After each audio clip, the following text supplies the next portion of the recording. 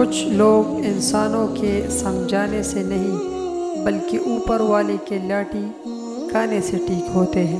کچھ لوگ اپنی اکڑ کی وجہ سے قیمتی رشتے کھو دیتے ہیں، اور کچھ لوگ رشتے بچاتے بچاتے اپنی قدر ہی کھو دیتے ہیں۔ رشتوں میں بڑھتی ہوئی نفرت کی ایک وجہ یہ بھی ہے کہ آج کل لوگ غیروں کو اپنا بنانے میں اور اپنوں کو نظر انداز کرنے میں لگے ہیں۔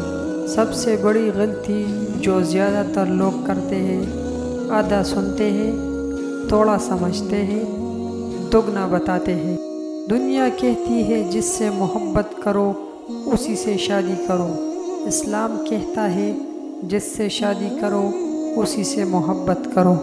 کچھ لوگ نماز کے بعد فوراً جیب سے موبائل نکال کر ایسے چیک کرتے ہیں جیسے قبولیت کا میسج آیا ہو۔